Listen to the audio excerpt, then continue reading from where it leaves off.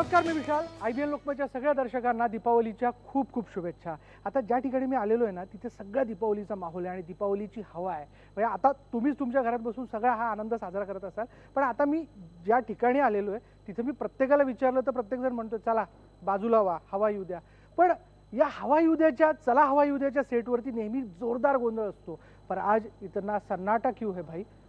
ओ भाऊ, म्हणजे तुम्ही सगळेच उपस्थित आहे, काय प्रॉब्लेम आहे? म्हणजे काय आज एवढा प्रॉब्लेम? काही नेहमीचाच आहे आमचा. स्क्रिप्टची वाट बघतोय. तो आमचा जो रायटर आहे तो रायटिंग कमी ऍक्टिंग जास्त करते. नुसतं ऍक्टिंग करून लिहिण्याची. कधी लिहिणार, कधी आम्हाला देणार, कधी आम्ही करायचं, कधी लोकांना हसवायचं, काय समजत नाही. उठा रे, शूटिंग करायची येणार रे. अरे स्क्रिप्ट नाही आली अजून. म्हणजे स्क्रिप्ट पासून सुरुवात आहे. मग काय नेहमीच आहे आमचं. ऍक्टर आपण त्यांच्याकडेच जाऊयात. हा दिग्दर्शक, हो दिग्दर्शक, मी काय म्हणतो, सगळे थांबलेत. डॉक्टर सगळ्यांच्या तब्येती बिघडायला लागलेल्या आहे. नाडी तपासण्याची वेळ आलेली आहे. हे काय तुम्ही टोलच्या पावतीवरती स्क्रिप्ट लिहिताय? नाही असं नाही. पण लोकांना कामाची पावती दिली जाते, तुम्ही टोलची पावती स्क्रिप्ट म्हणून देता? नाही, काय असतं, कुठलाही कागद वायाला नाही घालवायचा. हे निसर्ग संरक्षणाचा मी प्रयत्न करत असतो की छोटे छोटे कागद आपण वायाला कशाला घालवायचा ना. परत परत आपल्याला तो वापरता येऊ शकतो. म्हणून या टोलच्या पावत्यांचा वापर मी स्क्रिप्ट म्हणून करतो आणि याचा उपयोग होतोय असं मला वाटतं. कसं असतं, एक लक असतं एखाद्या कार्यक्रमाचं, तसं या कार्यक्रमाच्या यशाचं गमक कदाचित या टोलच्या पावतीतच असेल. कारण मी याच्यावर जे जे लिहितो ते हिट होतंय सध्या, आवडतंय लोकांना ना, म्हणून आहे ते सगळं. चला चला आपण टोलच्या पावतीवर लिहितो. टोलच्या पावतीवर लिहिते. म्हणजे हे जर गव्हर्नमेंटला कळलं ना का हा टोलच्या पावतीचा असा उपयोग करते, तर गव्हर्नमेंट स्वतःहून टोल बंद करा. माहिती आहे तुम्हाला? एकमेव माणूस आहे टोलच्या पैशांचा पुरेपूर वापर करतो. दादा, तुला काय बोलायचं याच्यावर? शेठ म्हणा काय बोलायलाच देत नाही ते लोक. जाऊ दे, तुम्ही बोला दादा. वाजवायला देतो ना, ते काय कमी आहे? वाजवतोय ए सागर, चल ना उठ. काय झालं? आलं स्क्रिप्ट आली. डॉक्टर, स्क्रिप्ट आलंय. एक मिनिट, हावऱ्यासारखं भाऊ, तू मागव. हावऱ्यासारखं सगळ्यांना मिळेल. सबको मिलेगा, लाइन में आओ. सबको मिलेगा. मी एक वाक्य बोललो नाही. सबको मिलेगा, भांडन मत करो, लाइन में आओ. सबको मिलेगा. स्क्रिप्ट में ऐसा उछालूंगा, जिसको मिलेगा वो डायलॉग बोलेंगे. 1, जरा पीछे रहो भाव, जरा पीछे रहो भाव. 1, 2 and 3.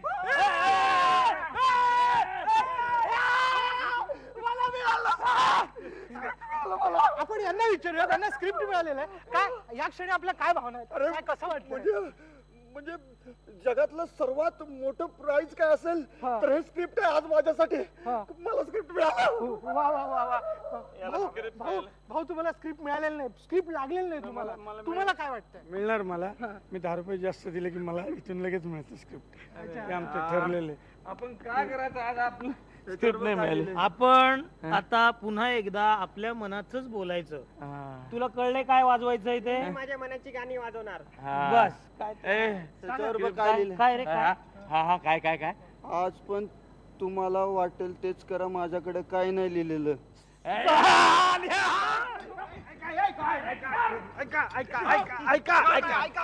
एक मिनिट ऐका. सगळ्यांना स्क्रिप्ट देणार सगळ्यांना. कसं आहे ना, मीडियावाले आलेले लोक, त्यांच्या समोर असं दाखवा, निदान दाखवा की तुम्ही मला रिस्पेक्ट देता. मी डायरेक्टर आहे. नाव आहे बे नाव. तर तुमचं पेमेंट होणार आहे, म्हणून निदान रिस्पेक्ट मला आजच्या दिवस तुम्हाला द्यायचं. ओके? अरे सर, अरे सर, आज मैं क्या करू सर? निलेश खूप टॅलेंटेड आणि खूप चांगला मित्र आहे आमचा. म्हणजे याच्यासारखं आजपर्यंत कोणी लिहिलं नाही आणि आम्हाला खूप स्क्रिप्ट आवडतं. स्क्रिप्ट कसं कसं मिळतं ते सांगा सगळ्यांना. कसं असतं, आणि एक 4-5 दिवस आधी स्क्रिप्ट आमच्याकडे येतं. म्हणजे आणि आम्ही खूप तयारी करायला वेळ मिळतो. आज थोडं लेट झालं. नाही रादर तो आमचा प्लान होता. खरं तर एक सरप्राईज एलिमेंट. खरं तर आमचे एपिसोड जेवढे आहेत पूर्ण तिथपर्यंत आमचं सगळं लिहून झालेलं आहे. पूर्ण फाईल रेडी आहे आमची पूर्ण. पेमेंटचं थोडं बोलून घे पहिले, जास्त बोलण्यापेक्षा. पेमेंट फिक्स आहे ना सर? प्रत्येकाला पेमेंट मिळणार. जे आपलं 500 रुपये ठरले ते. दिवाळी बोनस. आणि दिवाळी बोनस मी जाहीर करतो मीडियाच्या समोर. सगळ्यांना या दिवाळी निमित्त 5 जोक फ्री. पण तू लिहिणार ना ते? नाही, मी फक्त विषय देणार, लिहायचे तुम्ही सगळ्यांनी. म्हणजे नेहमी होतं तसंच. नेहमी येतो हा, तसं. नेहमी होतं तसं. एक मिनिट, रिस्पेक्ट द्यायचं ठरलं. हा मग तेच सांगतो, नेहमी तू लिहितो, आम्ही ते ब्रिलियंट. या वेळेला म्हणजे आपल्याला मौका आहे आम्हाला. काहीतरी वा वा वा. म्हणजे इम्प्रोव्हायझेशन साठी का होईना काहीतरी मिळणार आहे आम्हाला. नाही, ही मुलंच फार चांगली आहेत. म्हणजे मी खूप शोध घेत होतो हा कार्यक्रम करण्यासाठी की चांगली मुलं मिळावीत. मग मी खास विदर्भाहून हा मुलगा मागवला. हा मुलगा खूप टॅलेंटेड होता. म्हणजे याच्याविषयी मला एवढं सांगितलं की हा मुलगा तसा त्याच्या मनामध्ये जे आहे ते फार बोलून नव्हतं दाखव, अबोल माणूस फार. पण मी हेरलं एकदा. मी एकांकिका स्पर्धा यांची, मला वाटतं एकांकिका स्पर्धा होती ना तुमची, ती मी बघायला, मी परीक्षक होतो तिथं, आणि तिथे मला ह्यांचं टॅलेंट दिसलं. आणि त्याच्यामध्ये त्यांचं एक वाक्य होतं, म्हणजे एक शब्द होता अख्ख्या का बे बैताड, एवढं याच्यावरून मी ओळखलं होतं की टॅलेंट. झलक सर, एक झलक. भायताळपणा करू नका ना बे. इथेच मी उचलून घेतलं होतं. नाना पाटेकरांनी मकरंद अनासपुरेला कसं उचललं, तसं मी यांना म्हटलं तुम्ही या, मी काही ना काहीतरी उचलून दाखव ना एकदा. उचलून कसं उचललं होतं ते उचलून दाखव. नाही, त्यावेळेला कसं होतं की माझं वजन, वय आणि ह्यांचं लहान होतं ना, त्यामुळे जमलं. लहानपणी उचललं त्यांनी मला, एकदम लहानपणी. लहानपणापासून मी असं. हा, आम्हाला भाऊ बद्दल पण फार उत्सुकता आहे, म्हणजे खास करून भाऊ बद्दल काय तुम्ही सांगाल? भाऊ हे कसे आहेत की भाऊ हे माझ्या वडिलांचं काम याच्यामध्ये करतात. आणि भाऊंसारखा शांत नट आम्ही आतापर्यंत बघितलेलं म्हणजे काय आलं, मी इथं स्टुडिओत तिथं काम आहे का काय बघायला आलेलो, तेव्हा निलेश साहेब मला खाली भेटले. ते म्हणले काय करतो तू, म्हणलं काहीतरी द्या. अरे बस यार, सगळं नाही यार, सगळे नाही सांगायचं. भाऊ राहू दे भाऊ. अरे आठवणी सगळ्या ताज्या झाल्या. नाही असते, परिस्थिती असते प्रत्येकाची. बोला. खर तर मी यांच्याकडे ड्रायव्हर म्हणून लागलो होतो खरं तर यांच्या गाडीवरती. आणि गाडी ठोकली त्यांनी 3 वेळा, त्याच्यामुळे त्यांना काय त्याचे पैसे वसूल करतायत ते आता माझ्याकडनं काम करून घेतात, आणि हे सत्य आहे. पण त्यामुळेच मी आज इथपर्यंत लोकांपुढे येऊ शकलोय.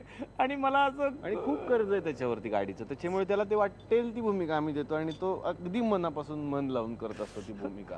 पुन्हा एक भावपूर्ण क्षण. मला खास करून याही व्यक्तीबद्दल बोलायचं. नेहमी हा वेगवेगळ्या वेशांमध्ये असतो, त्यामुळे प्रश्न पडतो की नक्की हा सागर कारंडे दिसतो तरी कसा. बघा हा सागर कारंडे असा दिसतो. नेहमी आपण याला वेगवेगळ्या ऍड्रेस मध्ये बघत असतो. बघा हाच तो सागर कारंडे. ओरिजिनल कधी बघायला मिळत नाही.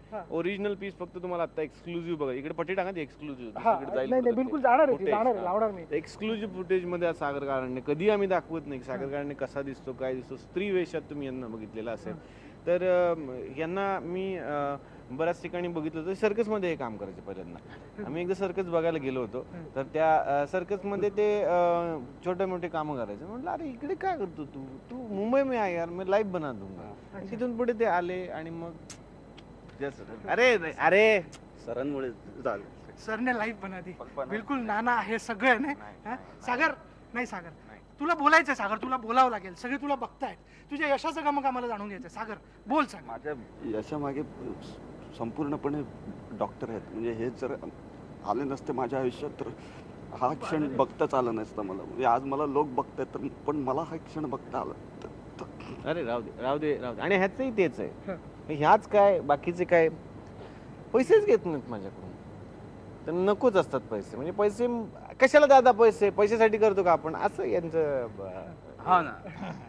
झालं का तुमचं? झालं सगळ्यांचं?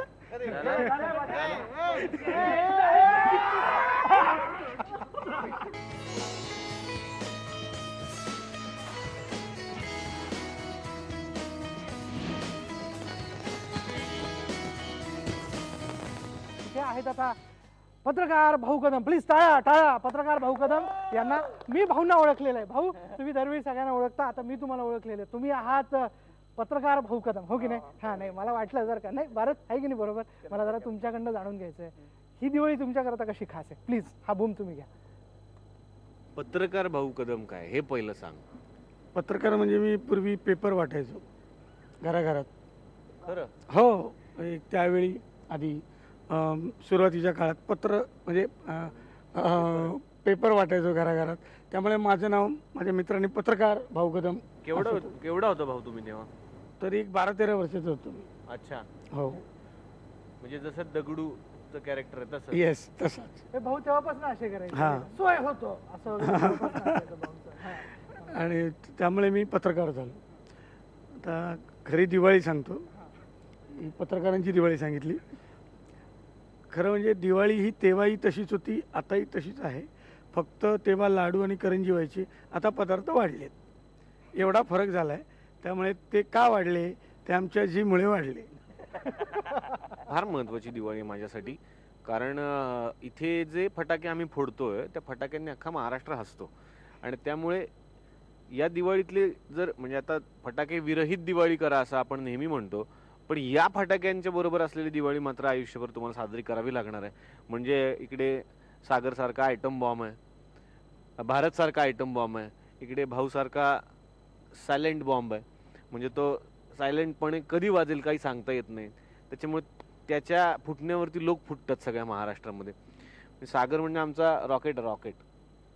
त्याच्यामुळे वरती जाऊन तो आकाशामध्ये इतक्या उंचीवरती फुटतो आणि हळूहळू त्याची उंची वाढत चालली. ती अशीच उंची वाढत राहो सागरची. कुशल आमचं भुईचक्र आहे, एका ठिकाणी राहतच नाही कधी.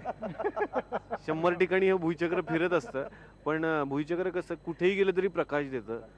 ते काम कुशलचं असतं आमच्या, की म्हणजे मी इतक्या हक्कानं या सगळ्यांना म्हणतो, अरे ऐका ना, मला ना आत्ता सुचत नाहीये, समजा काय आता माणूस आहे, सगळंच काही मला एकट्याला सुचेल असं होणार नाहीये. हे सगळ्यांचं कॉन्ट्रीब्युशन असतं म्हणून शो उभा होतो. पण कधीही काही लागलं, रात्री 12 वाजता, रात्री 1 वाजता सुद्धा ही माणसं माझ्यासाठी तयार असतात आणि त्यातला एक हा माणूस आहे. त्यामुळे हे एक भुईचक्र आहे आमचं. काय बोलायचं. काही दिवाळीच्या हार्दिक शुभेच्छा सगळ्यांनाच, IBNच्या सगळ्या रसिक प्रेक्षकांना. आणि हे बसले तिथे हवा येऊ द्याचं सगळं. हा काय भारत्या, हा आहेस ना सगळ्यांना. ए भावड्या, ए काय रे, कसा आहेस. हा बरं आहे. नाही आज चल असू दे रे, चल. नाही ते दिलं याला येड्या, मग अशीच मागायचं नाही का. बरं सगळ्यांना दिवाळीच्या हार्दिक शुभेच्छा. ए चल तिकडं, कशाचं टचअप करतोस, चल तिकडे. टचअप बिचअप काही नसतं, अंधश्रद्धा आहेत त्या सगळ्या. खरंच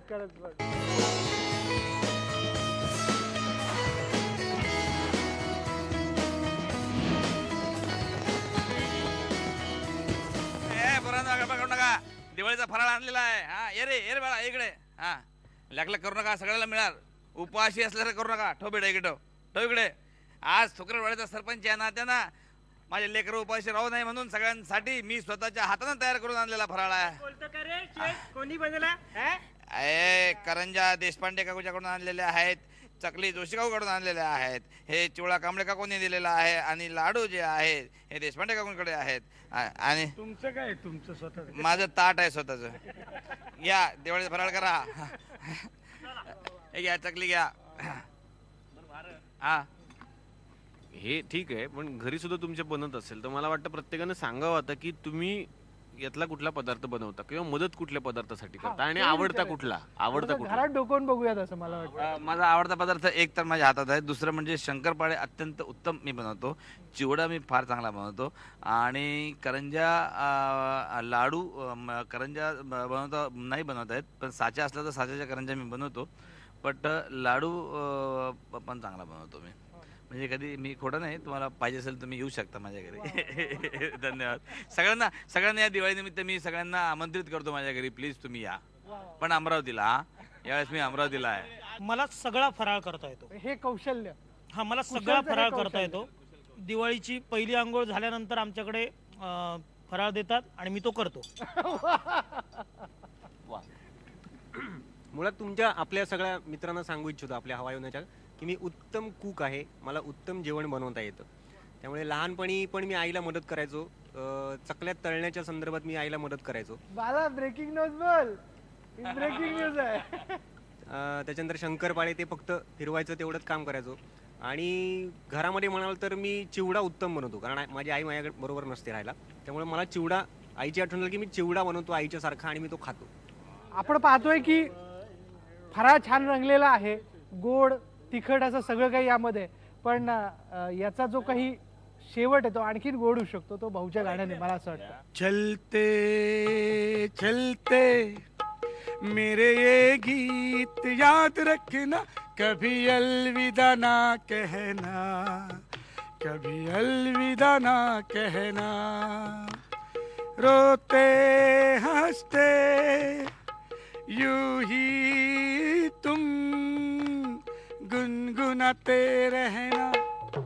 चला हवा ये उद्या, चला हवा ये उद्या, चला हवा ये उद्या, चला हवा ये उद्या, हवा ये उद्या, चला हवा ये उद्या.